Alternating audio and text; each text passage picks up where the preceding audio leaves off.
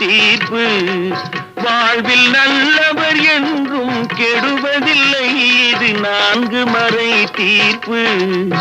என்றும் தர்மம் தலை காக்கும், தக்க சமயத்தில் உயிர் காக்கும். கூட இருந்தே குழி பறித்தாலும் கொடுத்தது காத்து நிற்கும்.